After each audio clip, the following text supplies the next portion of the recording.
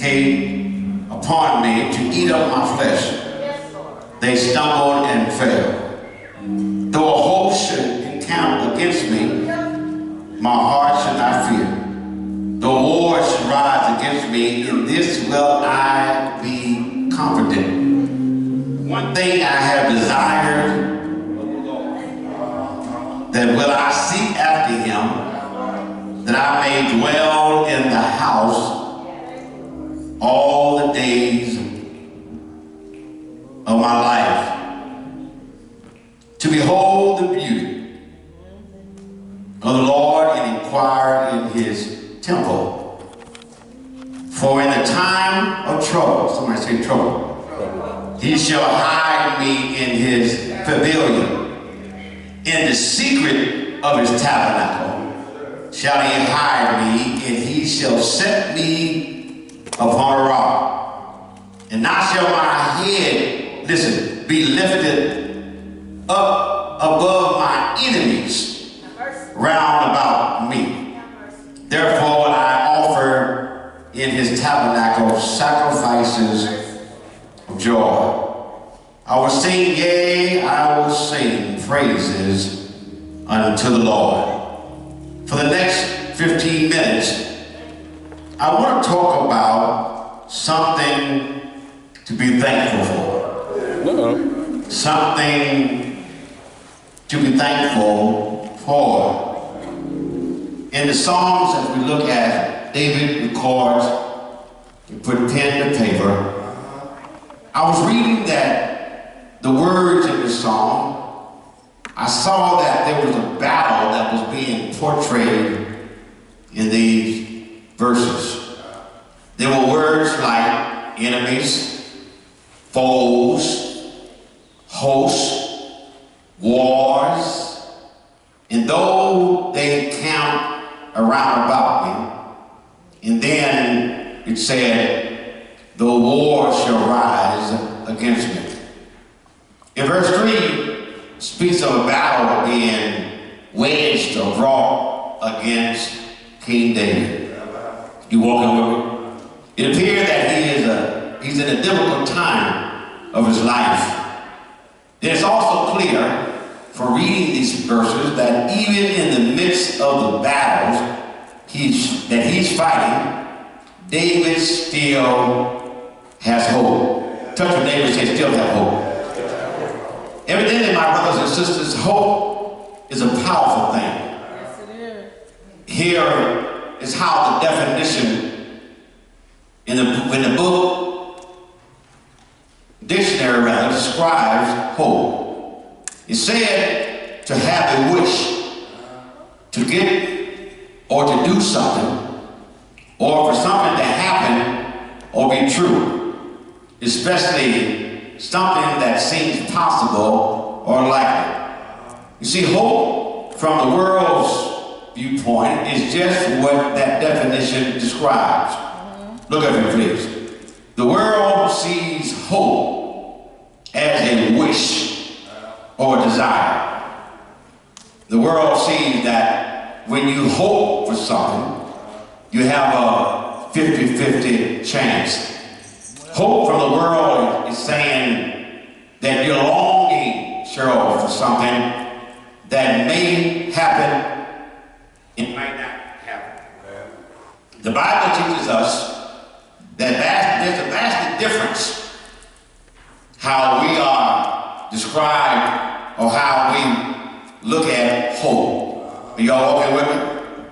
The world says it's 50-50. But I stop by to tell you that when you've been born again and you're in the body of Christ, you're not betting, you just know it's a promise. So when God said it, that sealed it, and it's done. We're not hoping that one day we are walking by faith and believing in Him who said it. And that's good, because when you can trust in the speaker and the one that proposed Denise, that's good, because you're not going from a fraudulent perspective, but you're going based upon history.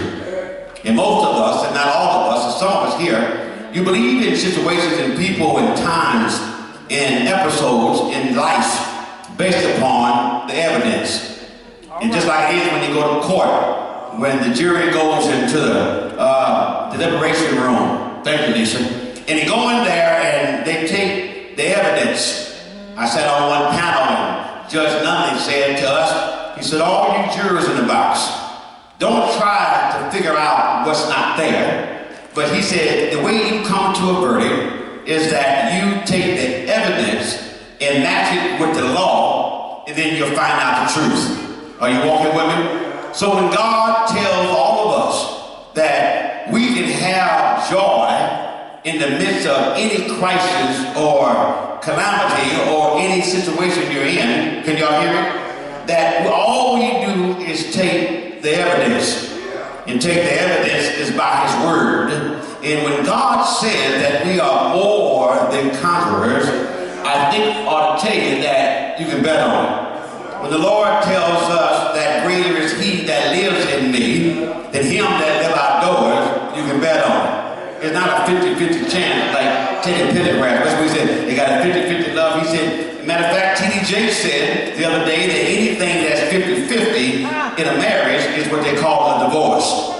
Because sometimes you can't give your 50%. Walk with Denise. Right, come on. Something is not equal distribution of labor. My wife said to me yesterday, ought you go mop the kitchen and take out the trash? I said, I want to have a 50-50 relationship. That I sweep and you hold the dustpan. Help me somebody here. Because it seems like at this point it's not equal, but that's why you can't live on 50-50. I know some of my friends, they have house notes and their wives pay 50%. Well, I'm a traditional black man. I wish he would give me 50%. Say amen. But they that wait on the Lord, I can't help nobody. So I hope that every time I get paid that I have enough to cover the mortgage and the insurance. Are y'all walking with me? But it's evident proof that God has been faithful in the lives of all of us, that we're not dealing with facts and fiction, but we're dealing with standing on the raw, the real, and the ready word. Am I right? If God has been faithful, help me somebody, and God has been good, I can see why David said, the Lord is my light and my salvation. Whom shall I fear? He said, the Lord is the strength of my life. I feel like preaching this morning. Of whom shall I be afraid? So David said, all of my episodes, and all of my crashes, and all my Sauls, and you guys know how it works, all of the soldiers, the Confederate armies around me, though a host camp around about preaching, though a host camp around about me, the Bible said, so with the Brother Cole was here, so what the Bible said, that they stumbled and I want to drop the mic, but I don't want to drop this one. They stumbled and fell, so we have a reason. If we don't put the responsibility on people to make you happy. I remember Sister Betty Jones is going to Las Vegas now from Faithful Central preaching this same pulpit. She said, it's too much responsibility to put all that on somebody else and tell them, I need you to make me happy. Or I said something right there. It's too much to put all of that in a cup that has a hole in the bottom. And you walking with me? Can nobody make you happy like the Lord? Who can rock you in the cradle of his love? Who can wipe the tears from your eyes? Who knows your thoughts before you think? Who knows your stomach ache? Who knows your problem? Who has experienced all of that? Nobody but the Lord. Nobody but the Lord. So David said, I want to testify that he's my strength, he's my light, he's my salvation, and if I got all of those with me, tell me somebody, I got all of that with me. I have everything. I got light, I got strength, I got salvation. He said, so the question is, whom should I fear? Whom should I fear? What should I fear? Cardinals, house notes, taxes, and all these things going on, children going crazy in this California world, trying to learn how to be holy in a Hollywood world, trying to learn how to fit in and get in, have no sexual class, have no financial class, have no class at all. Men are falling, big men are falling. Bill Cosby went to jail. Say amen. All of the cabinet members of your president, they all turned in their resignation. Then the other day, the person got on TV and said, we all guilty. We all knew what was going on with that scandal. I'm telling you, when you're in a fallen world, you better have the Lord. You better have some strength. You better have some salvation. And you better make sure that you know the Lord. So he said the Lord is, and I always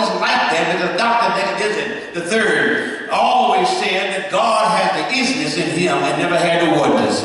He's always been an is. He's always been present. He's always, that's when the grandma would say, he walks with me, he talks to me, and he tells me I am his own. And the joy.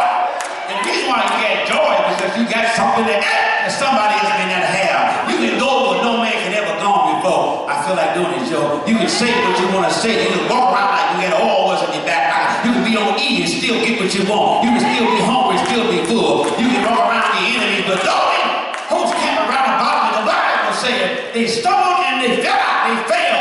No weapon formed against me shall prosper. Greater is he that lives with me than him that don't live with me. Him. So that is, we have to be thankful, because when you look at what God does, that you'll find out we have a reason to be thankful. We always count everything negative. We remember everything wrong and can't remember nothing right. And that husbands and wives say, you never say nothing good. My clients always tell me, Mr. Graham, don't be writing when we're doing therapy, because everybody write down something, always turning somebody in. And I say, well, you know, I came in today just to be your friend. That one client, I took her to court, nobody else took her. I did it voluntarily, and got in there, she had 14 felonies, 13 felonies. And I said, see there, you my friend now, ain't you? She said, yeah. So, in the midst of all of this, we all have a reason. Cheryl, mother may have gone on and got her wings, but you still got your daddy. We always count the negative part. You remember that chart used to be in elementary where they had a 0? And they had the numbers go this way and they were negative. And you know, if you guys would be that way and it'd be positive this way. What I tell the people and tell them the best way to be happy is start on 0. Let the facts take it to negative. Let the facts take it to positive. But don't you start. And African American people always start on the other side. I talked to 10 people last week, did my own personal survey. Everybody would always give us the possibility of what if something bad happens. I'm a person that always believed that something good is going to come out. It may look grotesque today. It may look dark. Your car may need a starter. You may need a car. You might need a little extra little change in your pockets. The law will say you need a little change.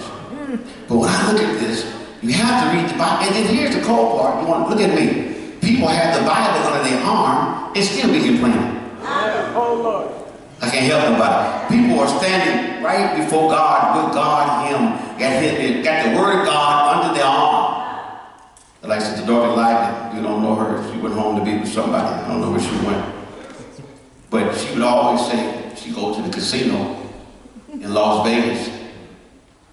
And she was so addicted to gambling that she left church and went into the casino and had a big old Bible under her arm. You can't serve two. You're either going to love one or you're going to hate the other.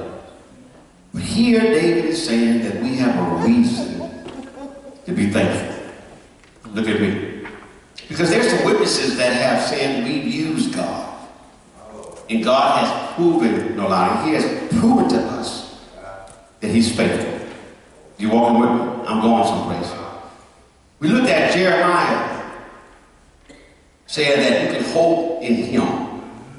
You want me? I'm going to read it to you and let you go. He said, listen to the words of Jeremiah. Blessed is the man that trusts in the Lord and whose hope the Lord is. Yes. Jeremiah 17:7. Paul can testify.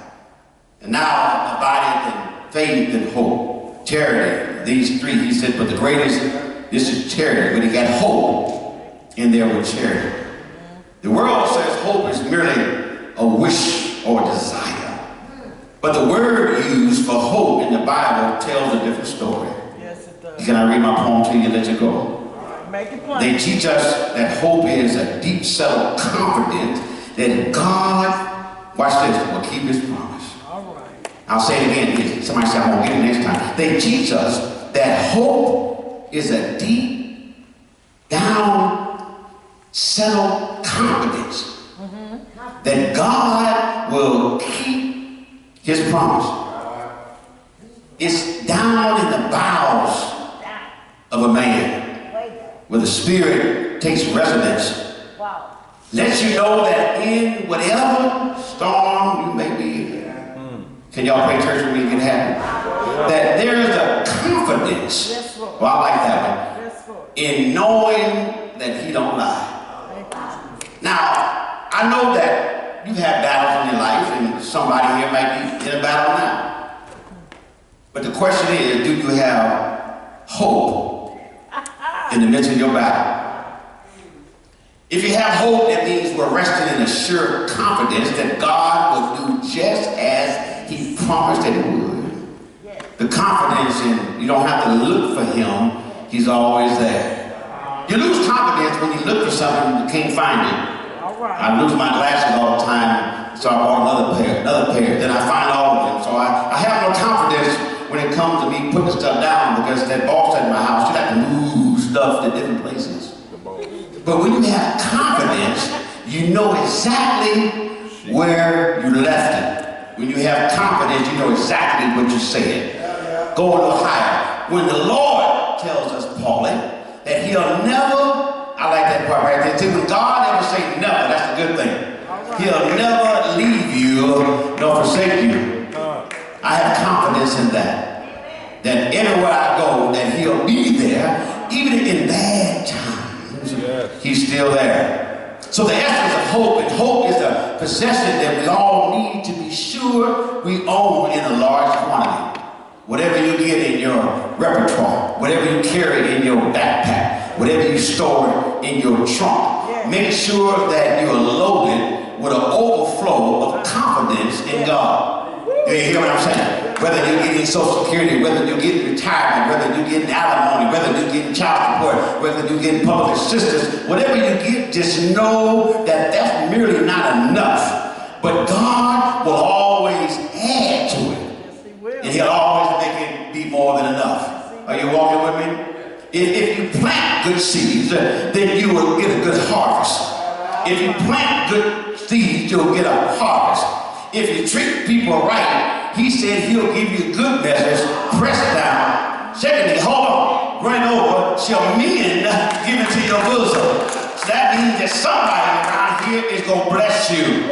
Somebody around here got a miracle. They're going to lay hands on you. But I have to have a relationship with God, and I got to have, it said you'll have favor with God and man. Over in Proverbs, it said, give me favor with God and man. You don't have to have a whole lot of money. You have to be wealthy in favor. You have to have wealthy when you go to the grocery store. You know you don't have enough to buy all the groceries, but somehow, some way, God can turn a 9 into a 6. You might walk in with you here, take a here, turn a 9 and turn it upside down. Oh, you didn't get that part. He'll give you the desires of your heart. That's why you have to have hope. I'm trying to build my case before I get to the subject. So the essence of hope, and hope is the possession that we all need to be sure we own a large quantity of that. If you go to court, you got to make sure you have hope. If you go through a divorce, you got to make sure you have hope. You know you're a winner before you go into court, because hope is with you. Hope gave you joy. Because I can do all things through Christ Jesus. We all got some difficult children. We all have some, my mother say, hard-headed. All right. So we always have challenges. So quit looking for a place to live and think you're not going to have difficulties. As I look into these verses for a while today, I just want to give encouragement. I want to give you some hope in the midst of your battle. Do y'all want to walk with me here? I want to show you that the words of David, that why you and I have a reason to hope in the Lord. You want to hear it? Notice with me, please, when hope comes from and what hope will accomplish in our lives. Well, hope comes from. Hope does not come from man, but hope comes from God. Now, you get a little help from man, but you won't get no hope in him, because sometimes man will go to sleep. Jesus told him while he was about to go to Calvary, he said, I want you, your boys, to stay out here, and all I want you to do is give me 60 minutes. All I want you to do is give me 60 minutes. And the Bible said when he came out, they were asleep. And he said, can you not watch for 1 hour? Well, that goes with flesh. It goes with mortal man, Lucas, that you can't even trust him for 1 hour. That's why y'all call your husbands all day and all night. Hello, somebody, call your wife. I'm not saying they're doing something wrong. You just got to check in, say amen, and let us know you're still on course. Am I right? I just called, not to say I love you, I called to see what the heck you help me somebody what you're doing. Every now and then I get a call. I said, I didn't hear from you today. I think that I had nothing to say. I was working. She said, can't you call sometime? And what I try to do, this is probably wrong, is teach people not to put all their hope and trust in me. I believe that people ought to be independent. I think that people ought to be confident in what they do. And then if they don't show up 2 or 3 times, then you don't have no confidence in them. But if you've proven to do what you do, I take my check home, say amen, I pay all the bills, I get cash out 3 or 4 times a week, say amen. And you ought to be glad somebody leaving here ain't calling you during the daytime, I've got a job. And she said, well, that don't make sense to me. I said, I'm gonna start calling you all day and all night. I'm gonna get fired. Then I'll be here with you. So I go far extreme to say that if you have confidence in someone, some of us trust the mailman, well, direct deposit, should I say, more than you trust the one we speak next to. Oh, God. Because the state and the government and the federal have already proven that on a certain day a week, that you got to have a drop in the mail, say amen. But when we learn to take that same confidence, I'm going someplace. All right. Tony Evans would say, you have to have that same confidence in the Lord in whom you say you believe. Now, if you believe in Him, you ought to believe in Him. Mm-hmm. So number one, we're going to look at this. Y'all ready? Look at me. Number one, we look through verses 1 through 3. The Lord is my light, though a host come around about me, and verse over here tells you something else. We have to recognize that our number one, write this down, our confidence in the Lord provides hope. Our confidence, Brother Ronnie, it provides hope. So my confidence in God, not on Ronnie, but based upon Him whom I serve. My confidence, Nola, is in Him. And when because He's faithful, He's always there. He's omnipresent, and He loves us. And He told the disciples one time, He said, I love you so much. He said, when you ask me for bread, would I give you a serpent? Huh? In other words, He tells them, even though it's dark in this place where you're living, because snakes used to come into the cabin at night, and then they would reach down and they would get bread while they were sleeping. So He said, even though I know it's dark in your life, I will never give you a serpent when I should be giving you bread. And that's why we have hope. No matter what the Lord give me, if it says from God, you don't have to take it home. You know it's a blessing in it. He'll never give you a serpent. He'll always give you something to grow you, something to let you know, Lord, He's there. He always proves Himself, even though He don't owe nobody anything. But since He's working with human beings, people that think they're more than Him because of their possessions, every now and then He'll let the bottom fall out so you'll know that He is who He is. Are you walking with me? So confidence comes with Him, and it provides hope to the mortal man. Today, David brings his songs of hope by declaring his personal faith in the Lord. Notice these 3 folds used in David. He used the word 3 times. He said, write this down. He said, the Lord is mine. Everybody say mine. He said, and my salvation. Say mine again. So there is a personal clause in there that lets us know that this is personal to Him in the relationship, that God will provide hope when He comes, because God is the one that I'm confident in. I don't care how long you've been married, 63 years or 63 minutes. Don't you know my hope is built on nothing less but Jesus Christ and His. Y'all know the story here. So the confidence, I feel like preaching, y'all. I slept good. I slept at 7:30 this morning. I feel like I can go on and don't have to bleep and blunder, because the foundation that he's talking about is that it's the relationship that he has with God. This is the basic foundations for hope, meaning you walk with Him. You're not walking alone. Can you imagine if they took an infrared light and they brought it up and showed you how big God is? The light would have to be bigger than God, and there is no light bigger than Him, but you can feel His presence helping somebody. Haven't you ever felt something that's moving in the room with you? It didn't scare you. It wasn't no witchcraft. It wasn't no hoodoo or voodoo, but you felt the presence of the Lord. Isaiah can tell you that when the presence of God, I will show what y'all get happy. When the presence of the Lord is present, you get peace, you get joy, you get that feeling of everything's gonna be all right. I can't explain it to Him, but I have joy. It's like being in your car. Thank you, Lord, with your radio on loud. I work in Hollywood and I'm going down the street. I got the window open for a little while and all kind of radio sirens come in. So what I do, I shut the windows, cut on the air, and turn my music on.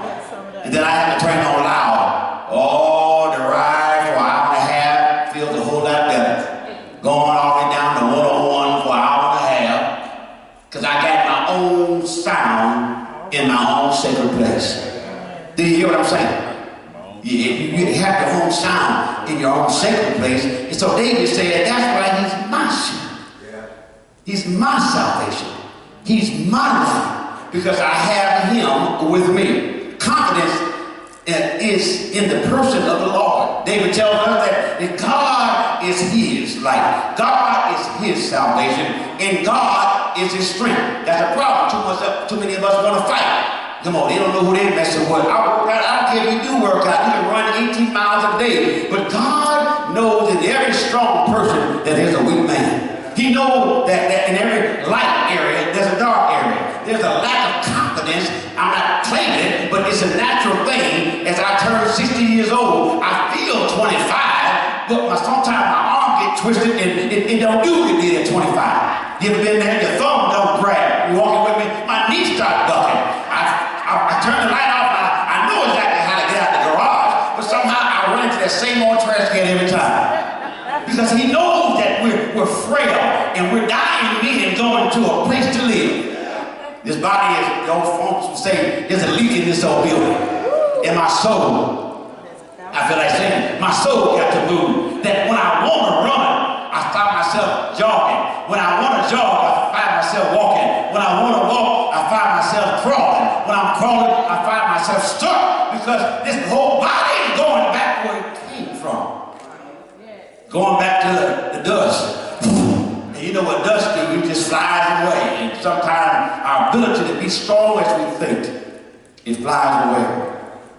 So blessed to be able to have him as our light, as your salvation and your strength.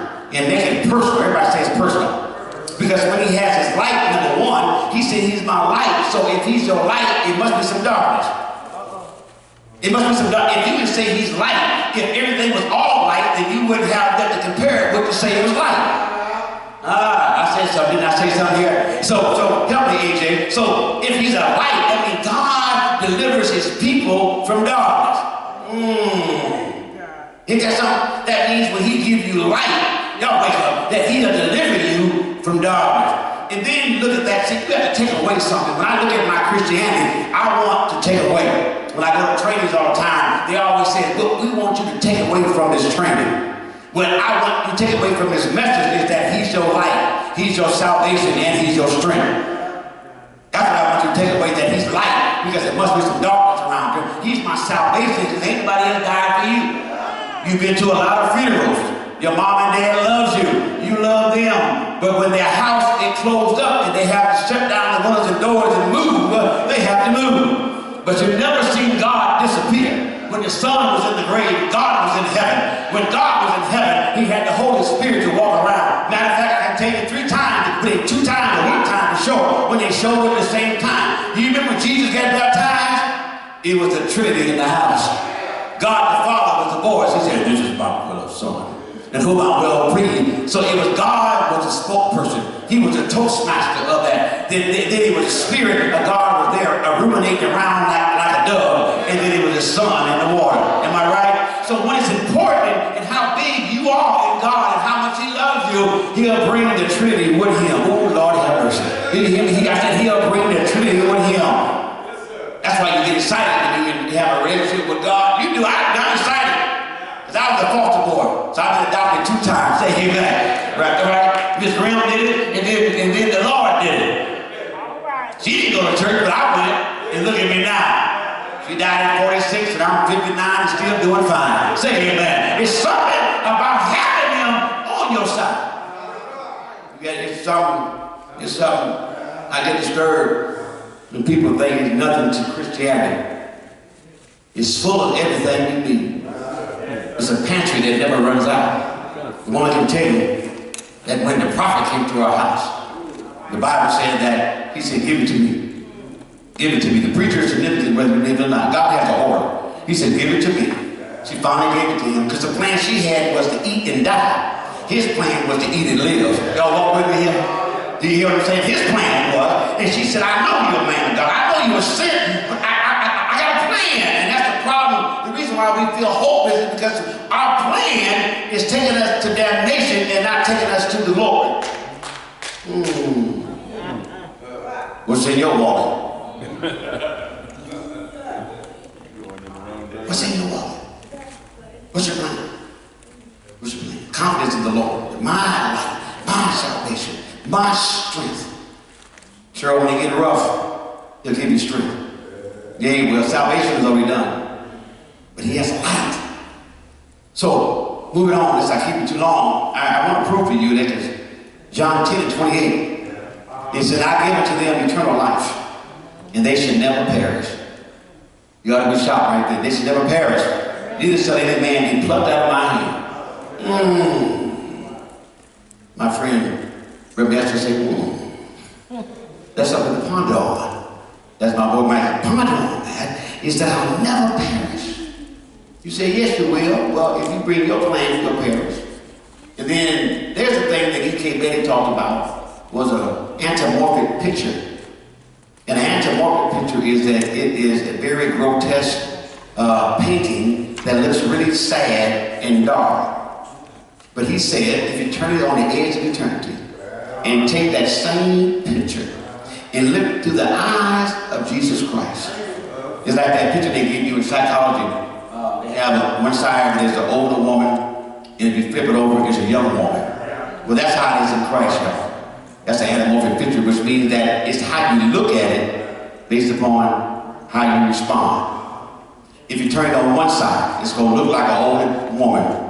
Turn it on the other side, it's going to let you know it's a young woman. So that tells me, then we have the ink blot, the one that determines how people look at their own lives. It looks like a caterpillar and a butterfly. And then it looks like a roach and a bat. You've seen those ink blots before? It's called the ink blot. We use it for testing, of trying to feel how people see. And the only way, people won't never tell you they're hurting. People don't tell you that they're depressed. But if you give them an instrument, we call it, and tell me what you see. If I give you like the pessimistic and optimistic survey, how do you look at life? Are you looking at the cup half empty? Or are you looking at it half full? And a lot of people look at that cup as being half empty. But there's equal distribution from the top and from the bottom. And one preacher said they're all full. He said because God has filled in the gaps. So it depends on how you look at that. And we adopt some of these, I hate to say it, instruments in psychology. You'll find out why you think the way you think. The way you respond when people respond. You find it out because there's some processes that goes through your brain that goes right through that same process. And some people have to run that same thought through that same process every time. Check them. Be careful. Don't trust them. Be careful. Don't trust them. They're going to get you. I told my father the other day, I said, listen, all that trying to come negative, listen to me with that. You finna get $1.6 million, just give me the 6. He said, well, what would you do with it? I said, I'm happy that you can get 1.6. I know you're going to give a little change to the brother, say amen. I have faith that you're going to do the right thing. He said, that shows confidence. I said, no, it's just that I know how your heart beats. If I stop talking to you for 2 weeks, you're going to give me something, say amen.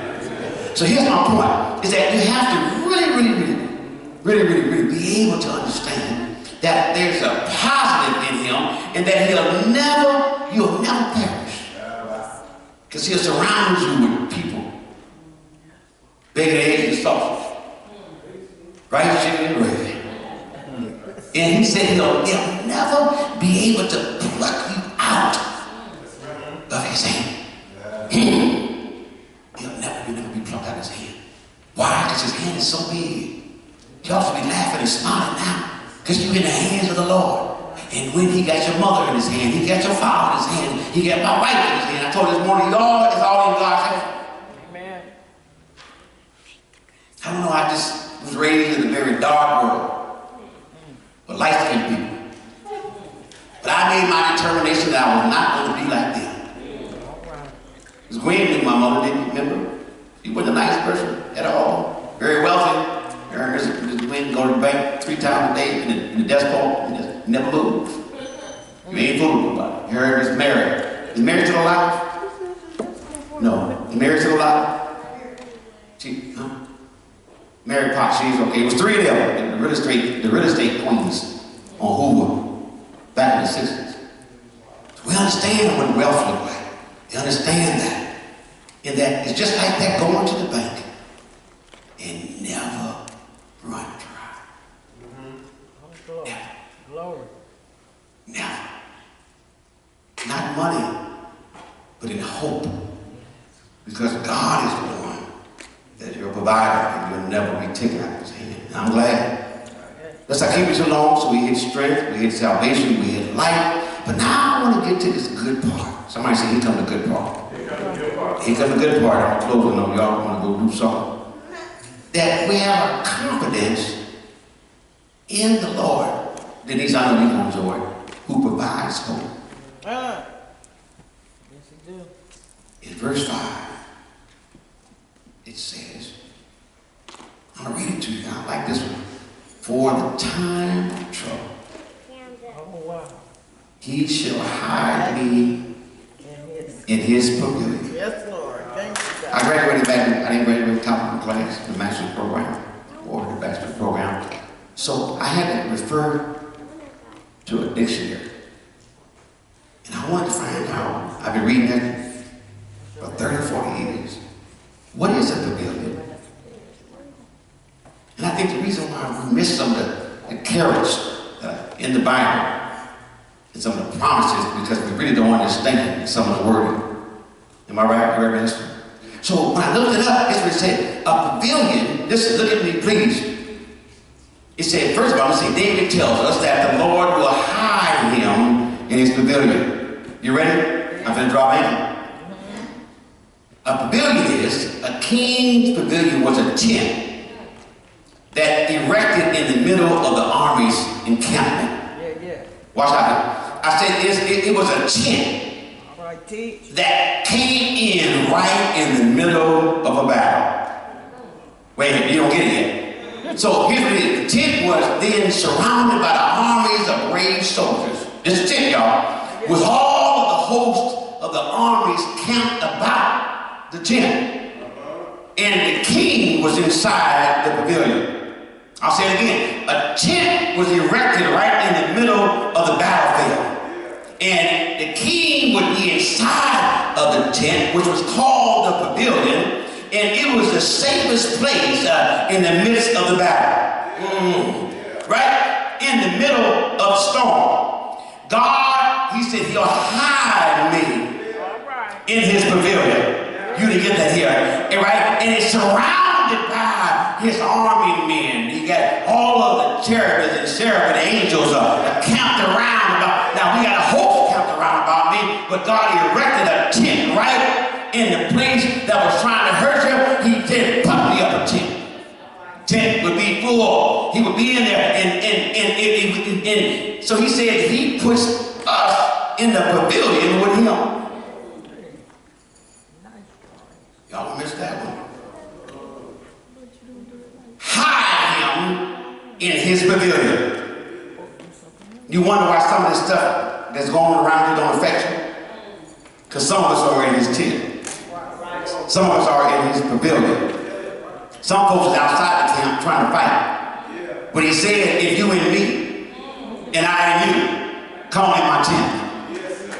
Yeah, I said again, if you abide in me and I abide in you, come on into my pavilion. That's why that stroke didn't take you out. That's why that heart attack didn't take you out. That's why that loss didn't take you out. Because you hide Ronnie in a tent. And he shall hide me. Not come get me, but he shall hide me. When it's bad, I'm hiding in him. In him I move and I have my being. I'm hiding in his pavilion. And he has the best army soldiers around the tent, around the tabernacle, around that keep other folks out and lock us in. Not that you better, but because you abide in him. I'm saying it again. And that's why things are going bad for those that's outside the tent, because they don't have no covering.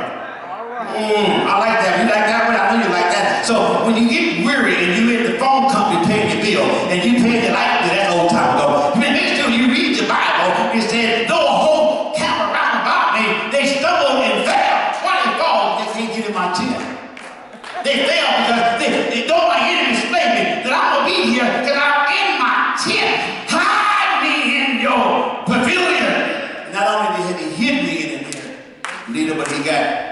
angels round about on the outside. The king had the best soldiers around that tent.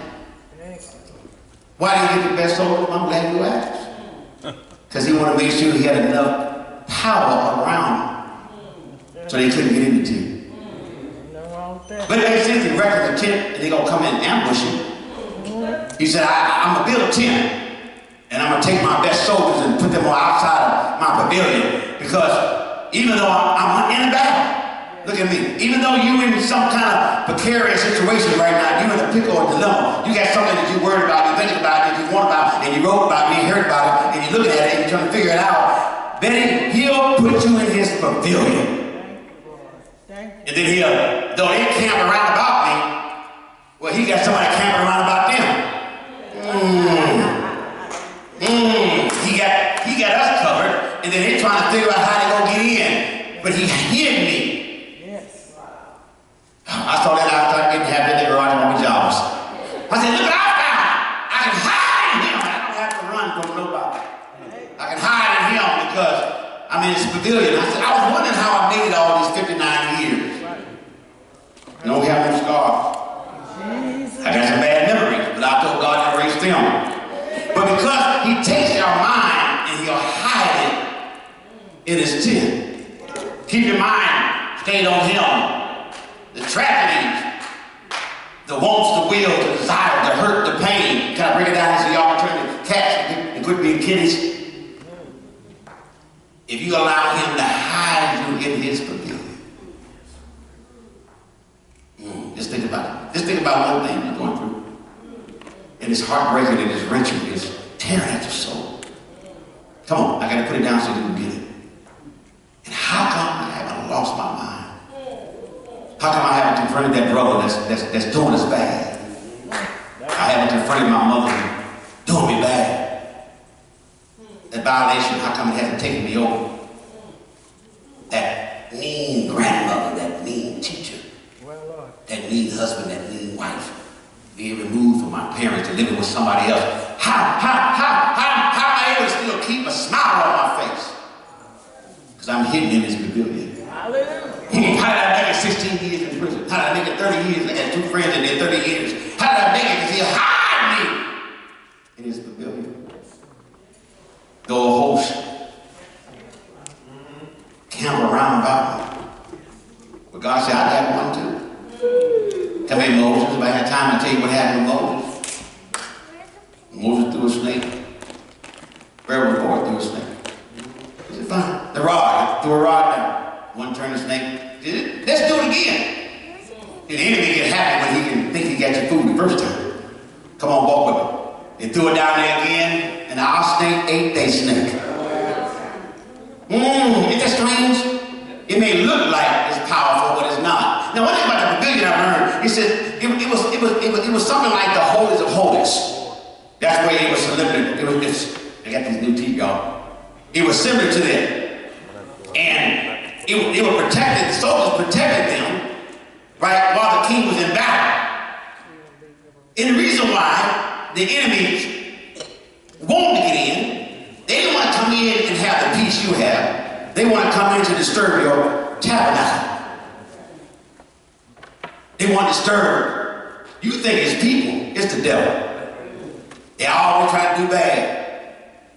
Well, if I get in the pavilion, they can't bother me.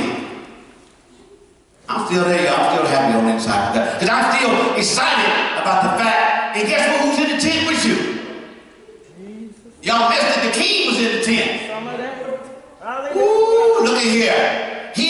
The commentary said that he entertains you while you're in the tent. So you get a one-on-one with God. Say thank you, Jesus. You get a one-on-one with God, because though you're in a battle, I gotta keep saying that, though you're in a battle, he erects a tent in a pavilion, and then he's inside there, and he says, come on. Now, when you compare that with the Holies of Holies, only the high priest can go into the Holies of Holies once a year. You know the story. Only one.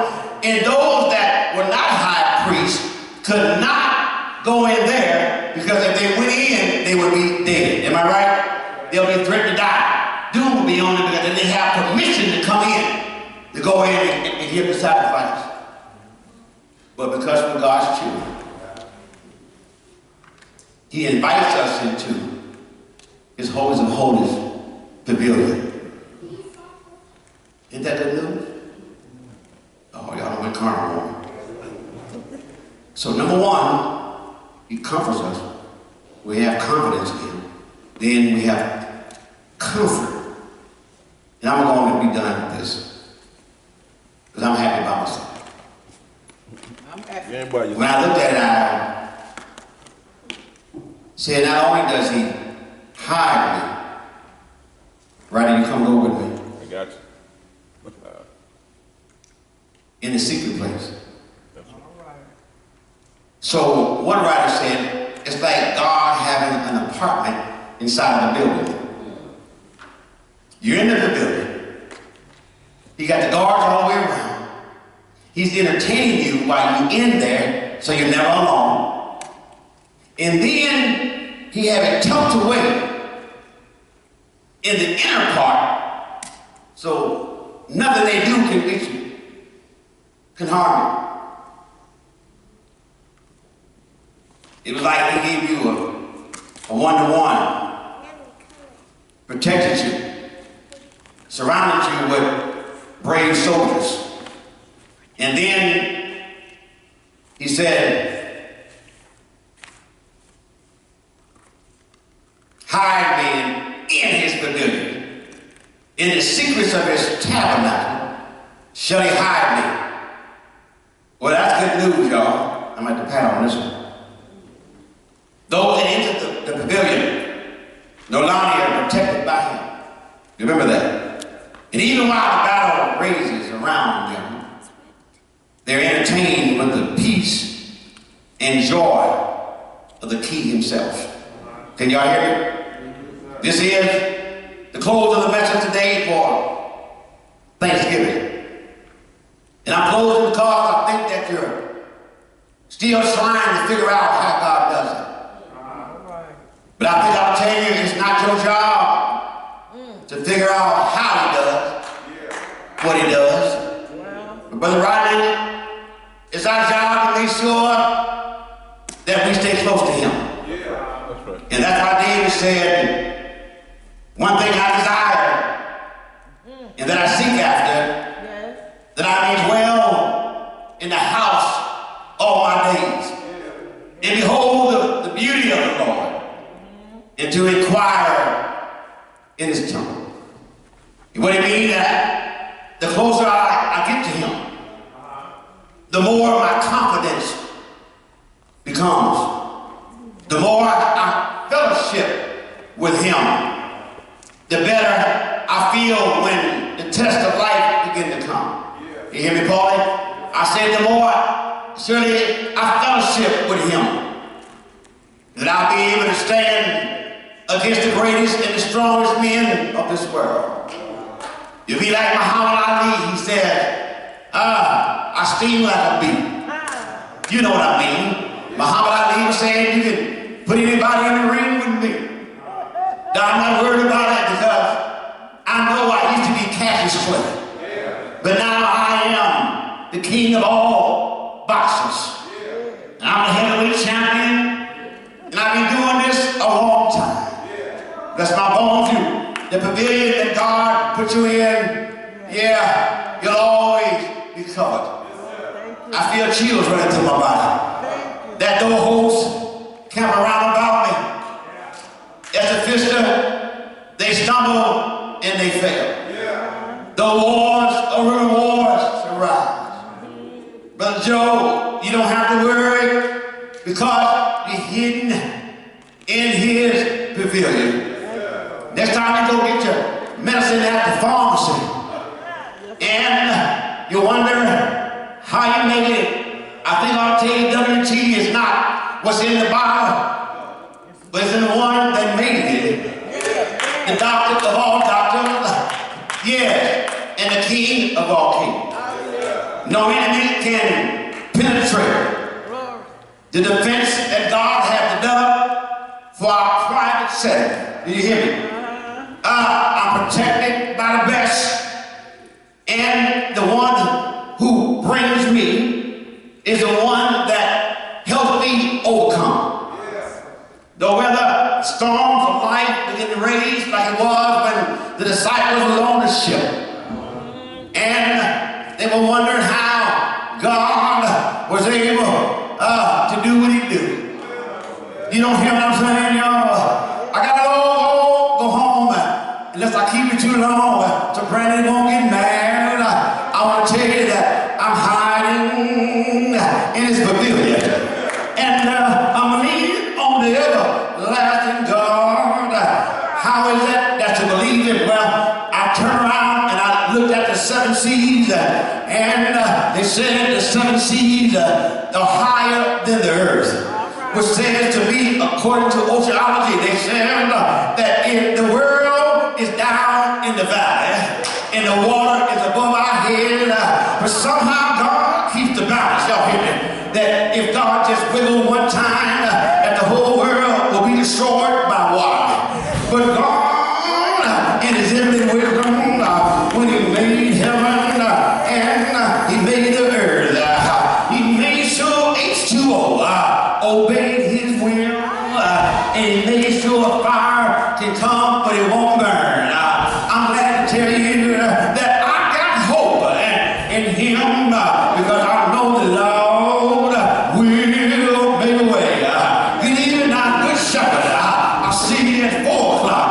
I'll tell you one thing, the reason why I love him like I do, he walks with me through 59 long years. I've had some good days, and God knows I've had some bad. But somehow, some way, God has been so faithful. I'll take 2 pills in the morning, and it's supposed to regulate my blood pressure. But when I eat rice, chicken, and gravy, me and Miss Long will just take our pills and keep on eating. I want you to know it's not what's in the pill, but it's what's in the Lord.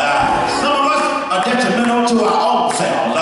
Some of us are self-destructive by things we do and things we say. But when God, who is God, I'm glad you asked. He's the one that was here in the beginning, before there was a where and before there was a was. He was the one that separated the night from the day. Somebody say, yeah. He's the one that gave a brown cow green grass, and then it come out with white milk, and every now and then you'll have yellow butter. I said I wasn't gonna make no noise, but when I think about how God did all what he did,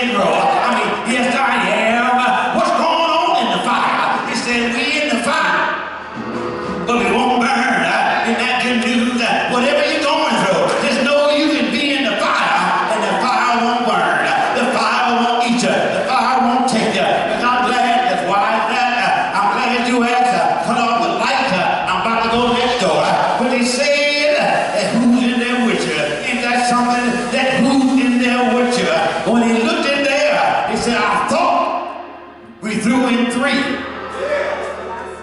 but I see 4. Oh, y'all said, yeah. We thought we threw in 3, but I see 4. Lets me know I'm not alone.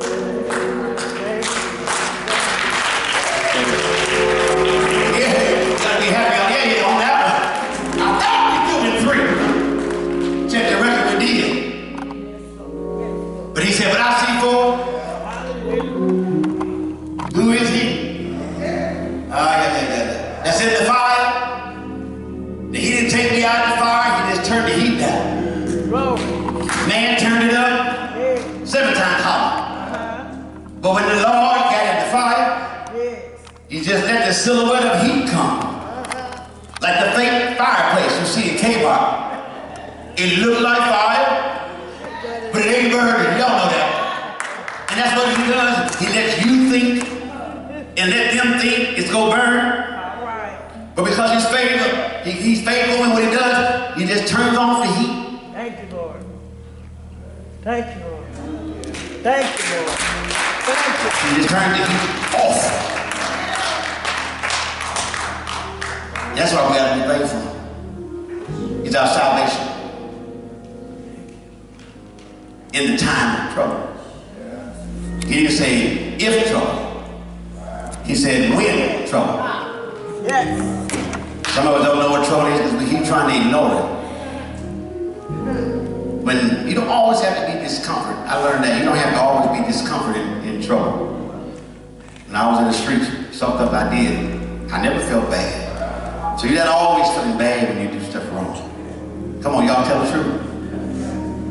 You don't always feel bad because you're in the flesh and you're pleasing the flesh. But when you're in Him, when you're in Him, He's your strength. He's your salvation. Yes, He is. Some people are nitrophobic. They don't like being in the dark. I don't have to be in the dark. Somebody just shout right there. Say, thank you, Lord. Thank you, Lord. I feel some release coming right now. I feel somebody being released, including myself. Hallelujah. And you read the rest of that, he said, in his pavilion, I lift up my head Come on now. above my enemies, Yes. and I praise the Lord. Yeah, that one. He said, I lift up my head, and I raised above my enemies. He lets you look above them. So you don't have to worry about people. You don't have to worry about it, you really don't. The bills you got, just pray on it. I finally caught all my bills up the other day, all of them. 1 year setback was a 1 year setup. Because now I go in the garage instead of doing a sermon, I be saying, thank you, Lord. Thank you, Lord. And I said, she said, how you doing? My light bill was $1,200. Because I never paid it, I just paid all it. But the other day, they told me I had a 0 balance. Glory. I can't help nobody here. And they gave me I don't know where the $111 credit came from, but I didn't dig it up either. Y'all do what you want to do. Thank you, bro. So what I'm saying is that God has a way. He will fix it every time. Who gets happy over Southern California Edison bill? I do. But I kept thinking they were going to cut these lights up.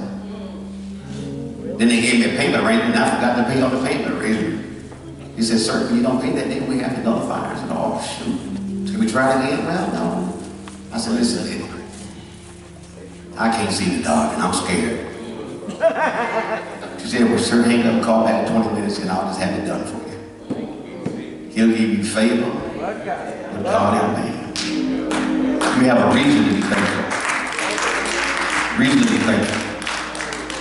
I want to pray for everybody I know. We all agree to prayer. But stand right where you are. We want to pray that the confidence of God resonates in our spirit at all times. The confidence. We want the confidence. I'm not saying, Shirley, you can't stand up, don't worry. Just sit down. And this is an individual thing. This is an an individual thing. Individual. Can you hear me? Don't laugh. Please don't joke. You don't know what's coming. The pavilion was erected on the battlefield. Not after the battle, but during the battle. Did you hear me what I'm saying?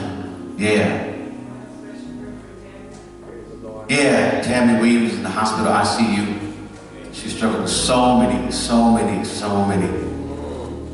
ailments and illnesses. And that just happened the last 3 years.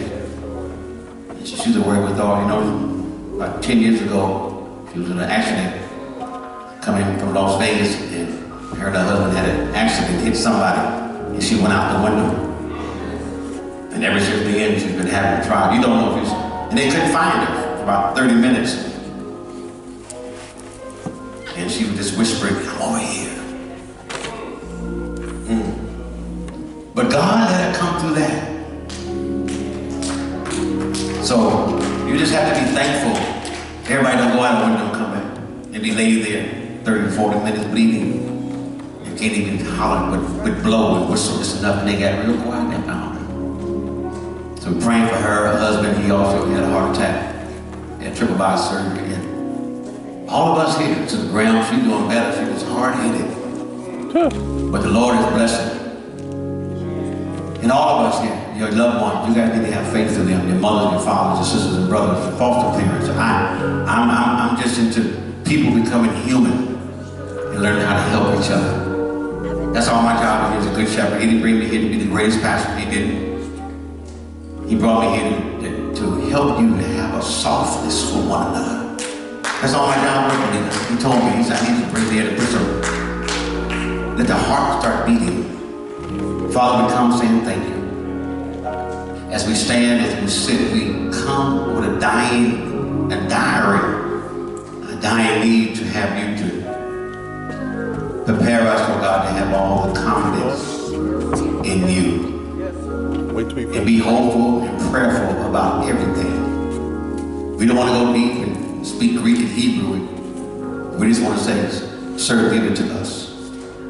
Every home, bless every home. Bless every apartment, condominium, husband and wife.